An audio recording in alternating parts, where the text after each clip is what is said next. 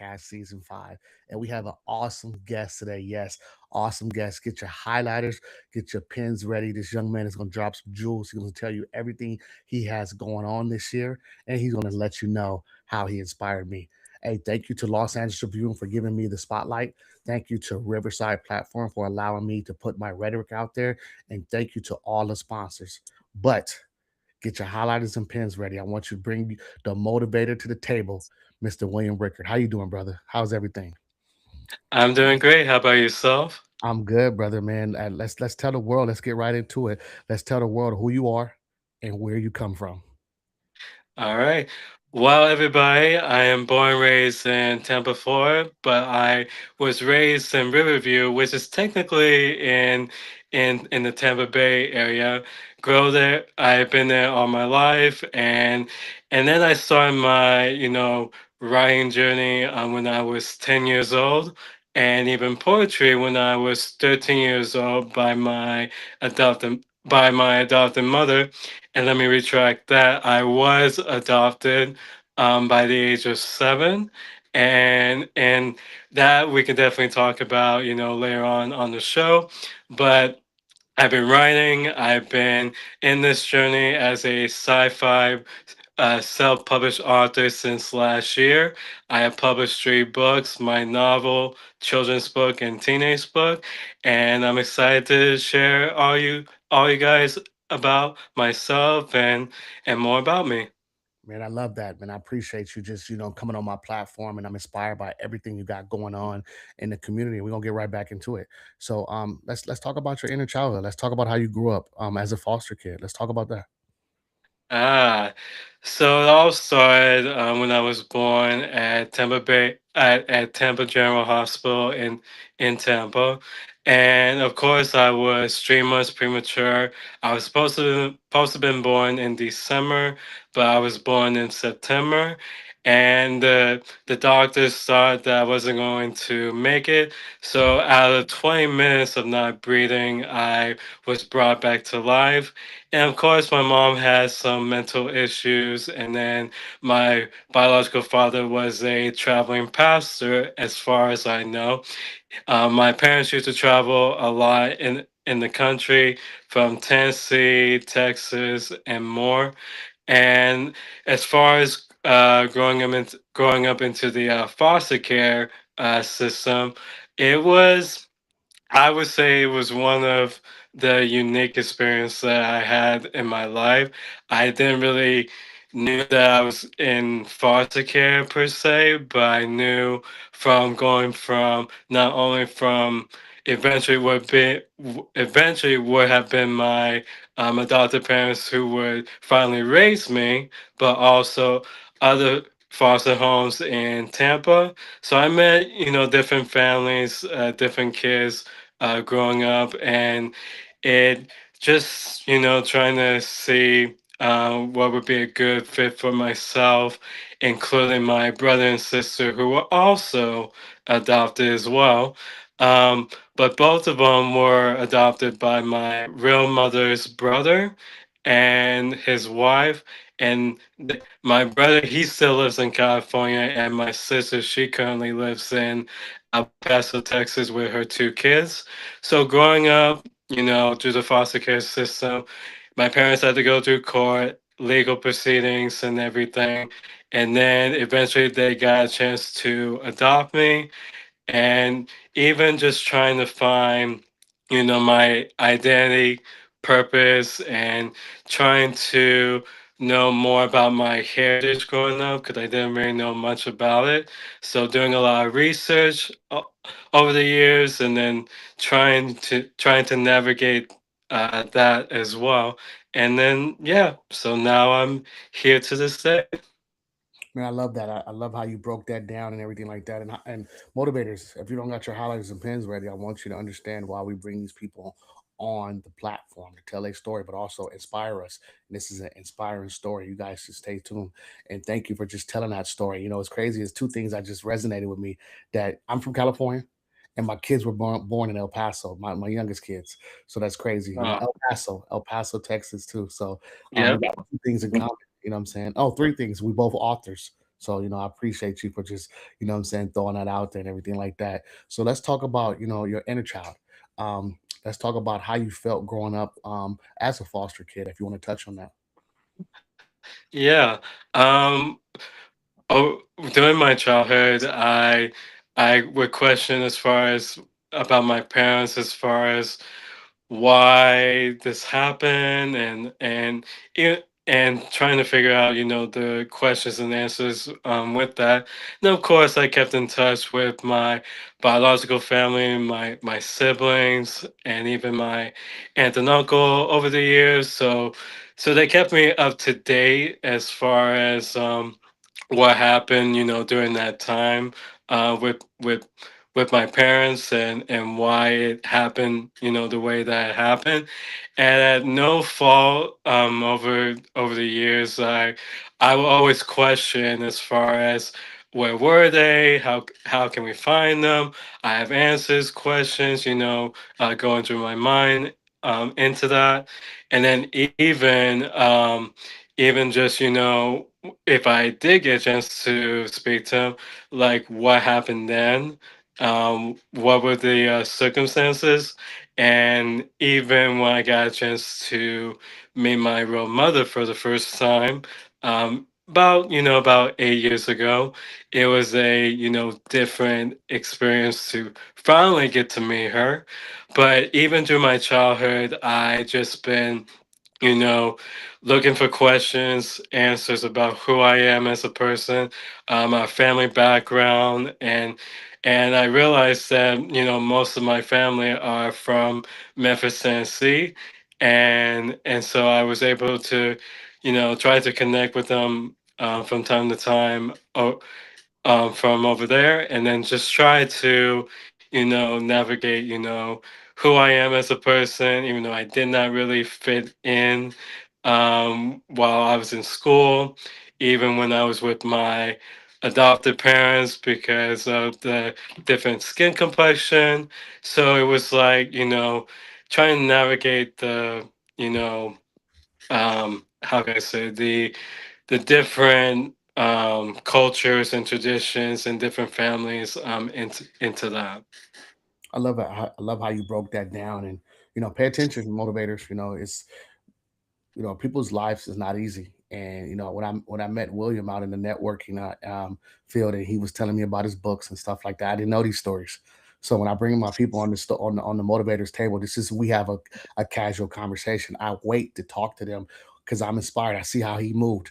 I see how he went through the crowd. I see how he spoke to everybody. I see how respectable he was. I see how he was talking about his books. I see what who he networked with, and he's a very special person. And sometimes don't judge a book by its cover. This guy right here is really intelligent. If you pay attention to what he's doing, he's going to tell you about his sci-fi books and things that he's doing in the community. But I wanted to make sure that we talk about his childhood, because right now a lot of people, they meet us where we are but don't know what we've been through. And I want to make sure that we understand, we know, we listening what he's been through, and I want you guys to understand that too. So William, hey, let's check it out. Let's talk about like your experiences growing up in Florida. Ah, so how can I begin? Um, like growing up in Riverview, it's like a different time period now, because it used to be rural. There wasn't really a lot of subdevelopments and businesses, restaurants, and everything. So seeing it to this day is mind blowing of itself, how much it has changed over the years. And then it was a cool childhood, I would say, even though I didn't have, much of everything in my childhood. And my parents provide the best way that they could have, even though we used to live, in a mobile home, and even with the peace and serenity in my neighborhood was great, but also the systemic racism that was also placed over there as well, because there wasn't a lot of black people in Tropical Acres and Riverview. Um, Now I see seeing that as far it has changed, and I used to be picked on, growing up. The way that I talk, my speech impairment, even had to go speech therapy through um, all the way through elementary school to all the way through high school. So kids used to pick on me on that. Even some of my neighbors did not respect me because of my skin complexion and how my parents were raising me. And it was just, dealing with those. Um, Issues growing up, like going to school on the school bus, there would be, us, and I would talk to anybody basically, chill, lay back, quiet, didn't bother anybody, and I would just, help anybody who needed help, and I would share my creativity, have fun, no matter how hard it was. But my parents always loved me the way that they should, and that's what mattered the most to me, the values and what the advice that they taught me, even though all the hatred that was going on, even outside the home, even when people would see us in restaurants, even in the amusement parks and everything, they would see that I, didn't, belong, but and question the fact like those your grandparents or yeah, yeah, yeah. But I always, loved them dearly, and they provided the best way that they could in my childhood. And this is a my book is a dedication, to them, even though they're not here and they're in heaven. But this is the legacy that they have shown me, and that's why I wrote it. Someone said, "How did you end up in Florida?" I think he's explaining how he ended up here. So you want to Yeah. retell him how you ended up? I don't know if you know that person, but he asked you that. Well, I was born and raised in Florida. Yeah. But my mom, she was born in Memphis, Tennessee. My Okay. dad, as far as I know, possibly he was born in Alabama. So they met in Houston, as Okay. far as I know. But so my parents had my let me backtrack. My oldest brother, he lives in Houston, Texas. And then there's my second oldest brother. He was born in North Carolina. And then my sister, she's a year older than me. She was born in Orlando. And then eventually they came down to Tampa, and I was born in Tampa. Mm. Yeah. And that answers your question. I thought you had already explained that, but someone wanted, you got a lot of fans, so they tapping in right now, and what I'm saying, it Yeah. might be delayed, but that's about it. But we appreciate you. Thank you for telling your story and going from there. So let's talk about how you was as a child in school. You know what I'm saying? Because I hear you talk about sci-fi, you write books. Was you always that artistic? Yes, I was. My mom inspired me with poetry when I was 13. And she used to write a lot of poems, growing up, but she never got a chance to publish them. So I got her poems and a collection of my poems that I wrote in high school, even in college when I was attending ACC. Hillsborough Community College, and then I transitioned to University of South Florida, and I took creative writing classes in order to enhance my poetry and continue with my short stories, along the way. But I started my sci-fi novel in my sophomore year in high school, and that's when it was under a different title, different, trajectory path that I was going, but it did not resonate with me at that time. But I kept on writing, kept on being consistent of it, and like anybody would tell you, through my elementary, middle school, and high school years, they would say that I was, quiet, laid back, helpful, supportive. You wouldn't expect me to go out of character as far as with my personality, unless there was something that was really bothering me, like if someone was agitating me for no apparent reason to get me out of my character like that. But usually I'm reserved, calm, and definitely help out with anybody that needed help with anything. And yeah, sometimes I would We write, a little bit of music here and there, and just try to do like different things with my writing growing up, and yeah, just continuing with what I've been doing now has been definitely beneficial for me. Definitely, and that's interesting just to hear your walk up from elementary to middle school to high school, laid back. You definitely the same type of person, real laid Yeah. back, but real keen. Want to know information. You out there, and I appreciate you for just putting your foot forward right now as an entrepreneur. And being out there doing what you have to do. It's tricky out there in the business world. It's tricky out there in the entrepreneurship world, and even networking.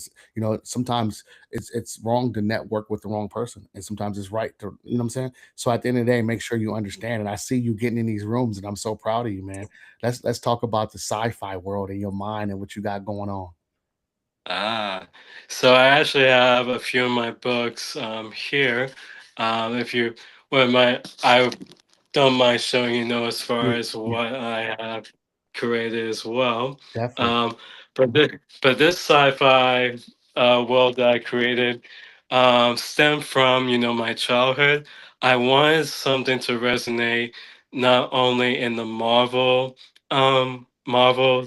aspect, but also based on what I've been through, and like I've been writing who I've been, and through my short stories over the years, I wanted to create it in a superhero aspect where it can be massive, where it can also be in between Black history, for instance, and then even diving into um, in Africa and other different countries that I incorporated into it. So it all started with my childhood, then diving into my heritage, which I finally did the ancestry DNA, and Benin, Cameroon, and other ethnicities here and there, and that projected me into writing my novel. Even though I was writing research, throughout the years, trying to get everything together in that way. So I found all my places that I wanted. Where I wanted the book to be at, and then also created this hidden role, Al Canoe, meaning Emerald City, where it's just a fictional world based in Africa, where there's three fractions that are different, unique, fun, mysterious, and it's just they have their own laws, and you could be anything you can be. And it also has a representation of us, not just only us, but also other minorities and other ethnic groups, where I want everyone to shine. So I'm gonna be, a part, of the series as well, but I also incorporate some historical figures, some of my work colleagues that actually have became, character illustrations of how they want to look like. And but they didn't know as far as how the story was going to go, because that I thought in my mind as far as have the past, the present, and the future align together, and then also create this world where there's different layers that comes out of it. I love that. I love how you broke that down. And that's crazy because your mind is working really fast, and sci-fi is, you got to have a hell of imagination to Yeah. understand the sci-fi industry. And I remember, I think my first, I want to say, I'm not gonna backdate it. I'm 40, I'll be 45 in July, but my first real sci-fi movie I think I saw was The Matrix in Mhm. '99. You know, Yep. um, it was so cool because I didn't see a movie. I saw technology, I saw algorithm, I saw data, I saw viruses. I saw people was watching a movie and the fight scene, and I'm watching the computer system, and people was like, "How did you get that out of that?" And now you fast forward that 30 years later, it's talking about exactly what I'm saying now. But as a kid, I was very articulate in how to understand it, just like you, and compute information and say, you know what? I was seeing behind the real picture, you know what I'm saying? So tell us inside of your mind. Let's get inside of your mind as William Rickard the Great. Like understand. Let's see what's going on inside that mind of yours. Ah, so it has, work overtime basically, Yeah. but it has when I first started writing it, I was having writer's block from time to time, and then being discouraged, and then trying to go back to it, and then just left it alone for a while. But then once I kept on doing research from time to time and going back and forth, not last year but the year before, I started to, you know, one day I was just writing every single day. When I woke up, when I at work, after work, and before I went to bed, it was like it was constantly playing in my mind like a movie of what the characters would be. And even the characters were developing over time as I was working, as I've been working at my current job, asking my work colleagues as far as how they wanted their characters to look like, and what fractions and suit colors and technology, and they didn't know as far that there was other abilities that are enhancing the suit, like pulse energetic, that pulse enhance abilities, even emeralds embedding in the suits, emeralds embedding on the bracelets. There's scrolls, there's the emerald staffs, and there's a lot that goes, with it.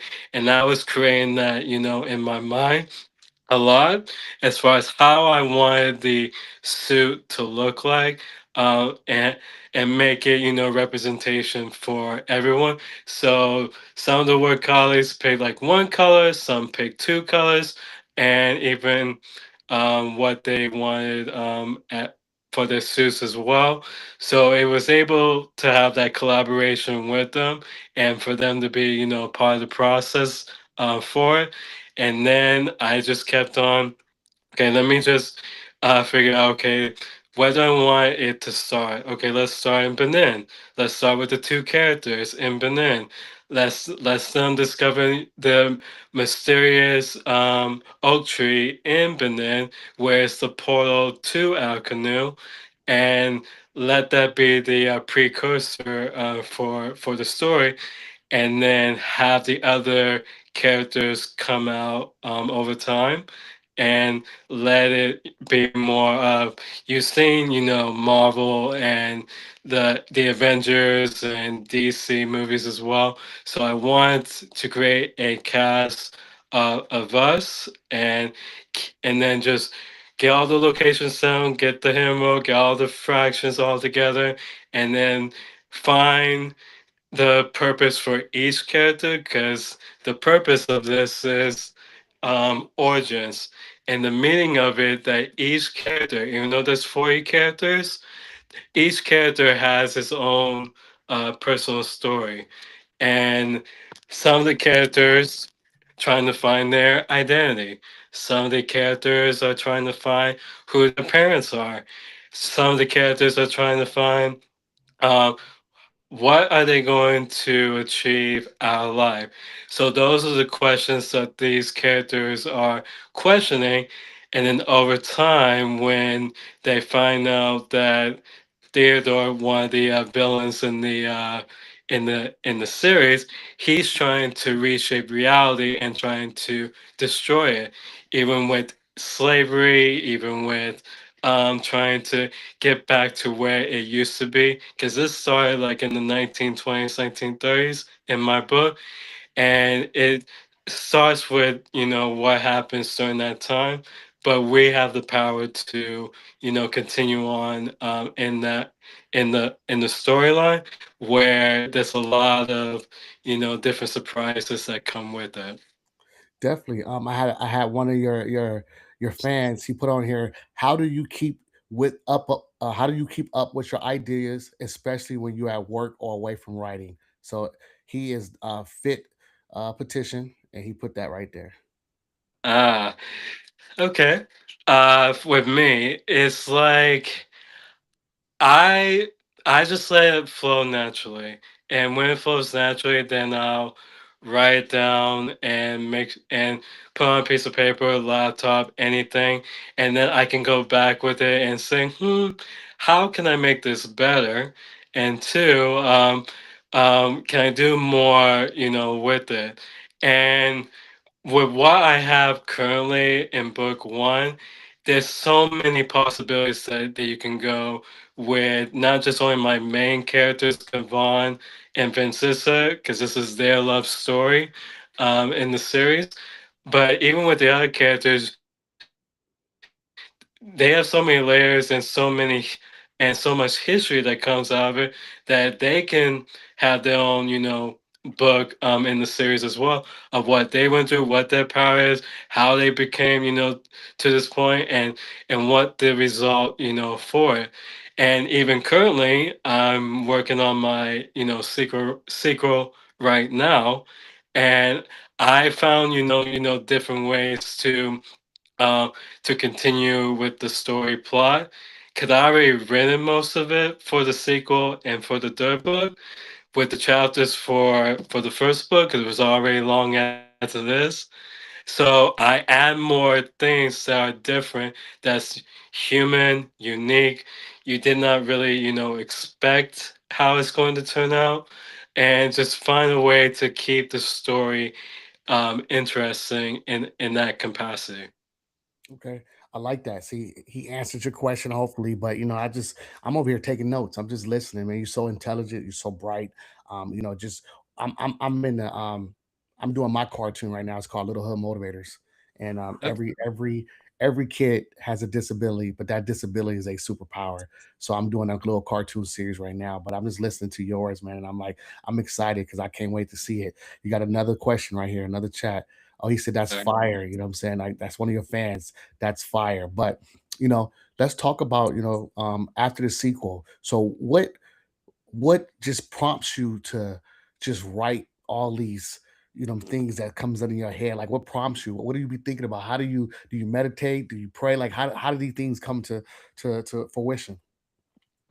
Usually every morning I read my daily scripture and pray to God, and then I do like 5 minutes of silence, and then I continue my day and think positive and reflect, my personality to others so that they can have, a better day if they are feeling, frustrated or sad. And I wanted to bring that energy on on their on their lives as well while I'm at work and then while I'm outside work, because bringing that positivity brings so much joy.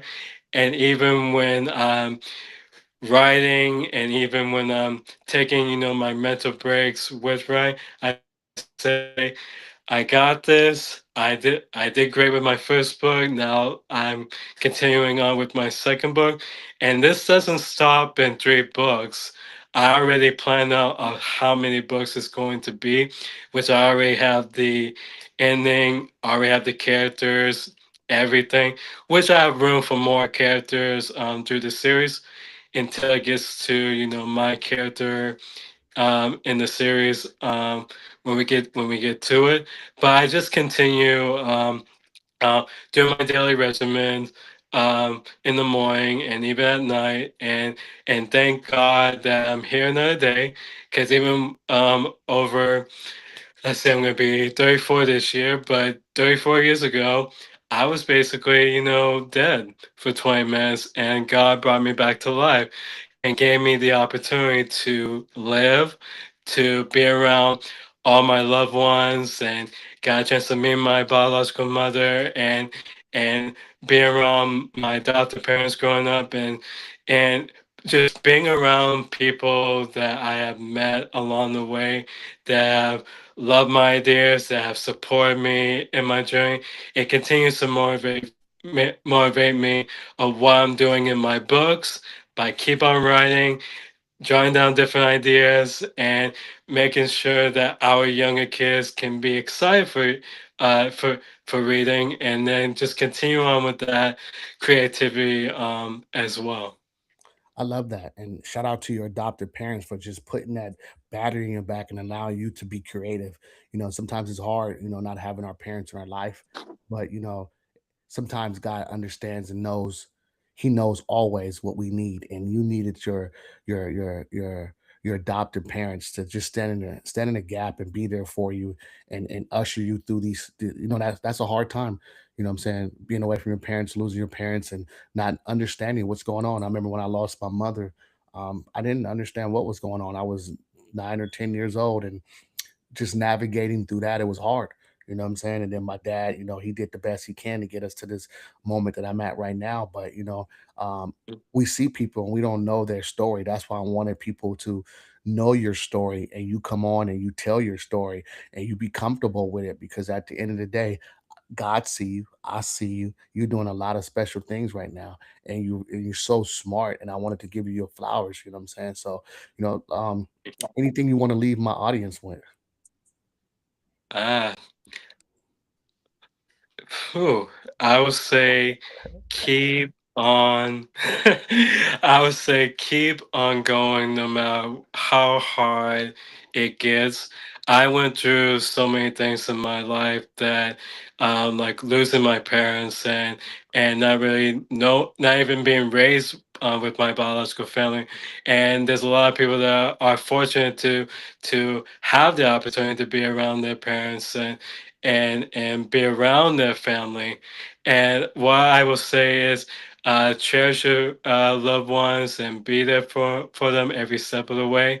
And then even if you ever want to do something that you love, whether it's writing, like you and I, and even other things that you want to do in your spare time where you don't really have much time to do, since I work a 9 to 5 job and I balance, what I've been doing with my sci-fi book, doing events in St. Pete and Tampa. If I can do it, everyone can do it as well. It just takes being consistent, determined, and not be discouraged on what your path will be. But God will know what your journey will be at the end. Yes, I love that, man. Do me a favor and let's leave the audience with all your social medias, how to find you. Let's tell them about your books. Tell everything about yourself in that next couple of minutes. Go ahead. I'm gonna give you the floor. All right. So you can check me in all my social media platforms. I'm on Instagram, Facebook, TikTok, LinkedIn, Wim Ricker. It's Ricker. And you can check all my books on Amazon. The Reshift Pulse Saga Origins is on Kindle, hardcover, and paperback, including my teenage comic book and my children's book. They're both on Amazon as well, in all formats. And then if you want to follow in my sci-fi journey, I have YouTube as well. I post, every month or every week as I could. Once I have, events in Tampa and St. Pete. And yeah, you just follow in my journey and I will share more, surprises this year when my sequel comes out in the late fall as well.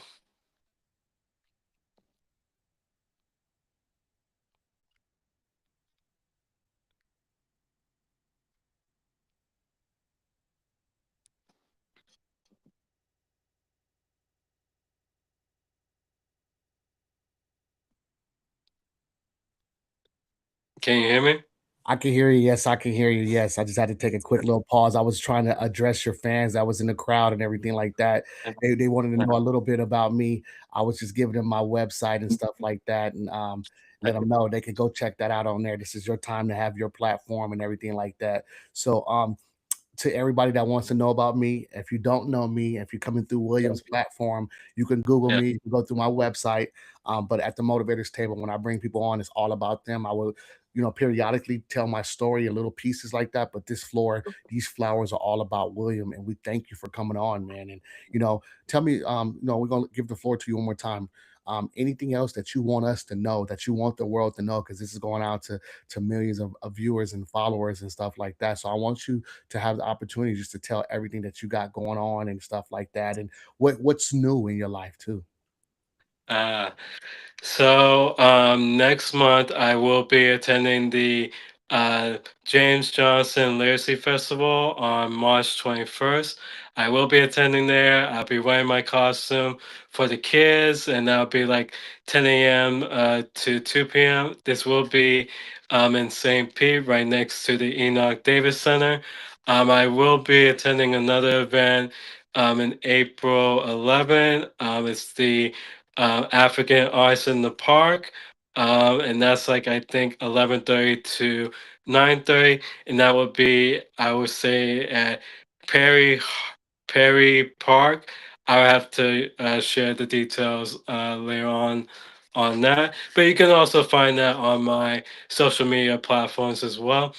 And as I'm continuing, writing my sequel as it comes out in late fall, expect, the unexpected. I can't really say much about it. So if you haven't got a chance to read the first book, get it now because with the sequel, it's going to be a whole bunch of surprises that come with it. And then with the additional 18 books that would come after that, for the entire series. Expect a great journey as far as what I'm going to give to all of you. I love that. Thank you for just bringing us up to speed and everything like that. And thank you for coming on my platform. And this is the period of time where I pour back into you. You know what I'm saying? So I want you to make sure that you know why you're doing what you're doing and why you come on here. So what I do on all my episodes is hold up an empty cup, hold a cup up in your hand, empty cup, hold your hand up, pour that cup out. I don't want nothing in that cup. And I want to tell you right now that you're special and I'm proud of you. And you've been fighting since you was a little boy. Do not stop. I know sometimes you feel like you're not seen. I know sometimes you feel like you're not heard, but I see you and I hear you. And all the motivators on this side, we're cheering you on and we're rooting for you. And thank you for just taking that step, just introducing yourself to me and meeting me. And then I'm turning around and I'm inspired by everything that you got going on, all the books, all the talks, all the networking engagements. Keep going. Do not stop. We love you over here. We proud of you. And I know sometimes that nobody tells you that because you sometimes you feel like you overlooked. Not over here. We're not doing none of that. We're gonna make sure that you understand who you are. We're gonna put that battery in your back and we're gonna make sure that we understand that, hey, you know what? This is who you are. You are dynamic. You are exactly who God wants you to be, and don't stop. And we appreciate you here at the Motivators Table, coming from Dr. McIntyre, the Hood Motivator. Thank you for everything. Keep smiling. Do not stop. It's going to keep putting your books out there. Keep pushing forward, one step at a time. It's consistency. You don't have to be the strongest. You don't have to be the Mhm. fastest, the smartest, the tallest. Just stay consistent. And that's what you've been doing. And we appreciate you over here. And thank you. And we love you.